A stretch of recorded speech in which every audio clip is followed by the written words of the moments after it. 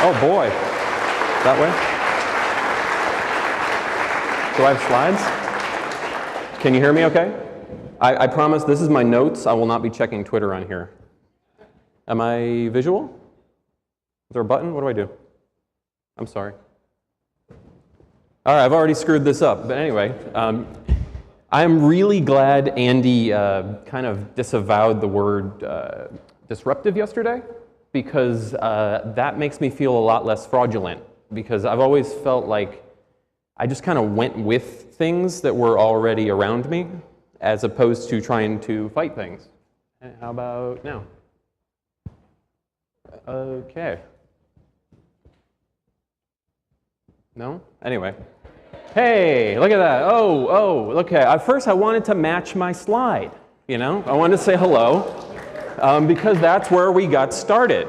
I honestly draw the way I draw. Whoa. Okay, I'm going to use the keyboard, because that's something my primitive brain understands. I draw the way I draw because of the Mac. I actually started drawing those faces while staring at the Users and Groups control panel in OS 7. And, you know, I decided to add boners to it. And jerks. And one thing you'll notice if you do a daily comic strip is that you are slowly computer modeling all your personality flaws and ensuring that you will not wind up in any holodeck programs in the future, because no one will want to hang out with you. And you probably also know the Red Robot, so I would like to start the whole arc of doing a web comic strip with Red Robot, because you probably also know Exploding Dog. I hope, maybe. That's Sam. Sam was actually my neighbor in college, and he called me up this is when you used phones to speak. He called me one day and he was like, how do I put things on the internet? And I was like, oh, well, hold on, let me put Go Live on a zip disk and I'll walk over, you know? So I love people who get my jokes. So we did that, and he started posting drawings, you know, on the internet, and he got, I don't know if you've ever heard of this, it might be before your time, but he got slash-dotted. And because of that, I was like, I want to do this, you know, like I want to draw a comic strip.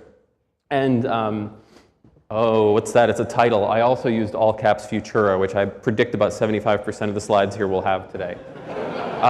So, I mean, I assumed I would just make a website and, you know, get some traffic, and I would do what every nerd my age wanted to do if you drew comics. You wanted to make comic books. You wanted to submit them to the system. You wanted to get them in the stores. You know, you wanted the... I was going to use notes. Why did I not do that? You wanted to succeed the way you always thought you were supposed to succeed. But the thing is, it didn't really work that way. I actually quit my job before I made any books, because I put the strip up there and people liked it, you know, and I just kept doing them, and I kind of got hooked on it. And much like the Wookiee, the computer won. And so I went from, you know, I mean, working for Dilbert, basically. I was working for the telephone company, and had some time and a little money, and did all my promotion and stuff while I was at work. Did all my, you know, email from stuff, and did no work. Did no work. And then a couple years later, I was able to quit, because luckily, I like t-shirts, and I don't care who knows it. I will wear t-shirts until I do not fit in t-shirts, and at which point I will just cosplay as Jabba, and it will be there. And in fact, a lot of you may not know me from the comic strips, but may know the t-shirts, because one of my favorite emails is, yeah, I don't like your comic, but I really like your t-shirts. And I'm like, sure. And it's like, you have subsidized these guys, you know, like to read their strip. And I mean, it's fun, you know. I mean, there was this thing, I don't know if you guys remember this, it's very obscure, it was called the PayPal, that was coming out about this time. It was this cool new thing that nobody hated yet. And if you combined comic strips, you had an audience, and then I knew a guy who made t-shirts, and I wanted t-shirts, and just, it all kind of went together. And you don't, as long as you're not afraid to go to the post office a lot, you can do that. And for a few years, I was living just happy on T-shirts in internet land. There were clouds, puppies. I mean, occasionally I got in trouble. Though, if you can't read that, that's a cease and desist from Lucasfilm, because my friend wore her shirt to work at Lucasfilm. God bless you, Bonnie. But, it's all right, actually. The beautiful thing about a cease and desist letter is you want them. You get the cease and desist letter, and you happily comply with the letter of the law after telling everyone that on this date you can't sell this anymore. And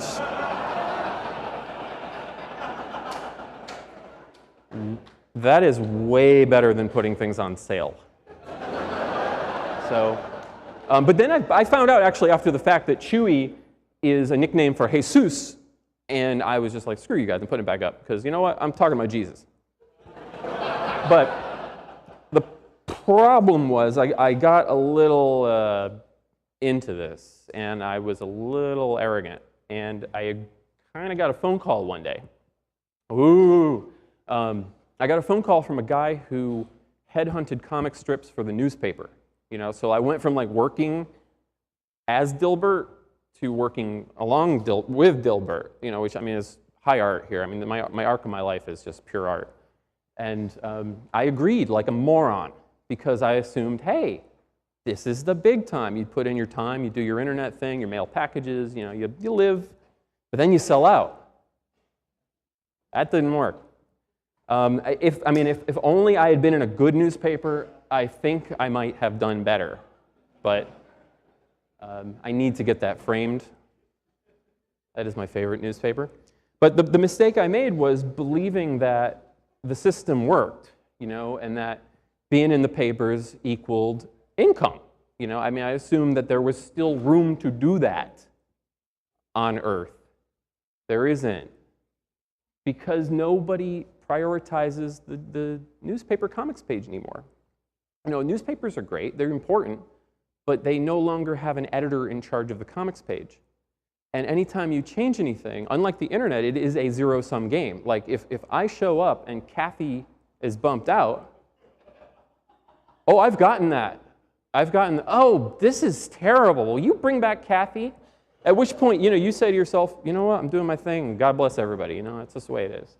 But nobody wants new things in an old medium like that. And the one thing I did right was I kept doing my website on the side and maintained my T-shirt and my merchandise rights. But I was doing 12 days a week worth of comics. And that's how you get when you're doing 12 days a week worth of comic strips. And I was just very, very lucky that, I was very, very lucky that there was something in the contract that let me get out of it, and that I had continued to do what I do online direct to fans and direct to readers, because I'd be dead. I'd be working for the phone company again, And I'm sorry, I just couldn't resist putting that in there. And then, believe it or not, about a year and a half after I left the newspapers, they folded their whole syndication operation. And yeah, it was all gone. And I was like, well, this was a really great decision. I'm glad I signed on for this. And luckily, though, got out of it relatively unscathed, and then got to enjoy the economy collapsing, which was fun. But then, things got a little brighter. And I'm going to cop to being wrong about a few things to Andy right there in the middle of this.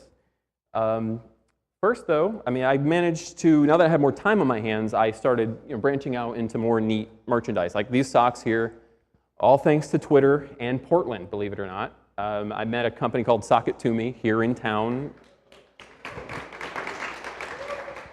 They are wonderful. If they're ever posting a job, go apply for it just so you can go see their warehouse. It's just like, just even if you're overqualified, just go over. They're really nice. And that has been wonderful. I've also been playing with, every once in a while I'll do like a special project, like instead of doing a comic strip, I'll do a product, because they're the same thing. And those are the marker of the beast. Those are my satanic Sharpies. And those are my satanic, whoops, hey, oh, there is stage there. That's my satanic sticky notes. which I do these kind of things in October. So I'm trying to figure out what the iteration of it will be this year. So please feel free to influence me if you see me this weekend. So I have to decide like next week. And then the part about Andy is I met you, what was it, 2009 at South by Southwest? And you were like, dude, have you heard about this thing called Kickstarter? And I was like, I don't know, man. That sounds hard. You know, like it sounds like, well, thank you. Because I honestly, iBooks came out this year, and I'm a sucker. I have to play with formats. I will waste my time screwing with anything I can do. And I was about to hit 3,000 comics on my website of things, not counting the syndication stuff. So I wanted to celebrate, and I figured, you know what, let's see if we can make an ebook, make it DRM free, give it away, and let people sponsor it. You know, see what would happen. I tried to raise $3,000 to make a 3,000-page book, because, you know, that's what you do, right?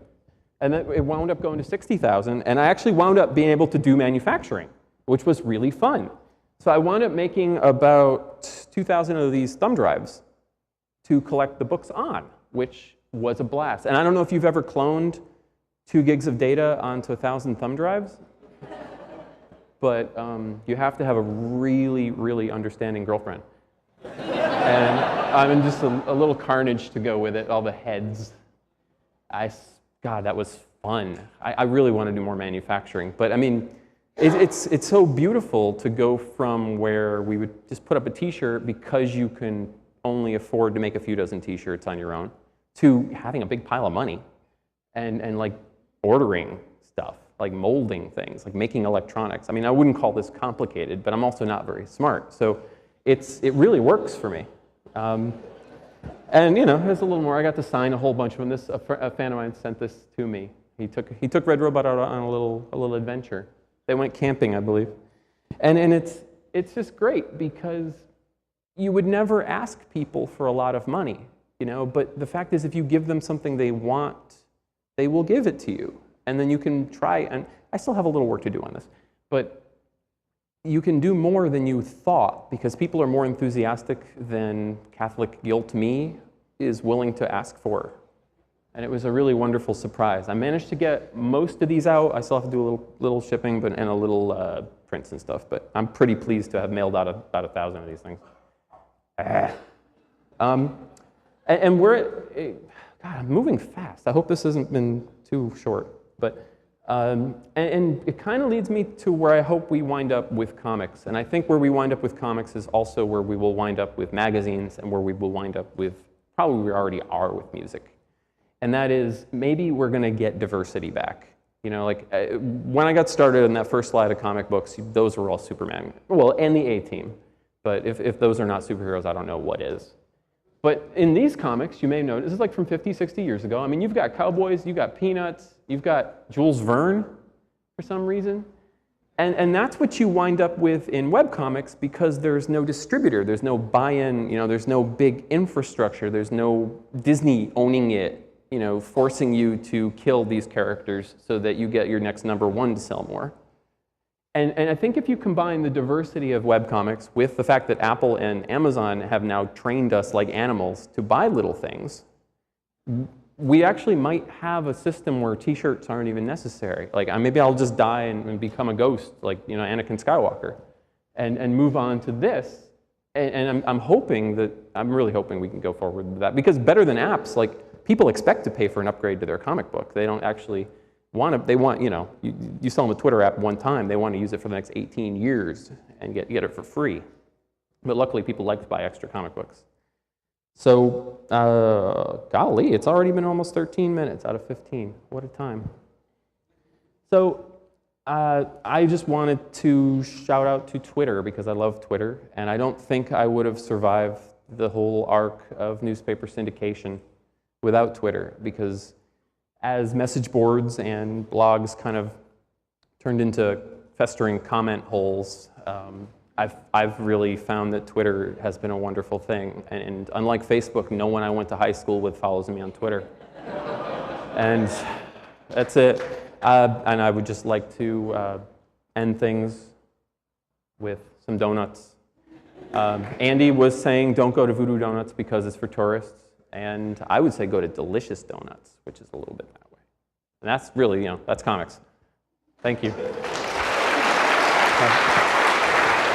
I take my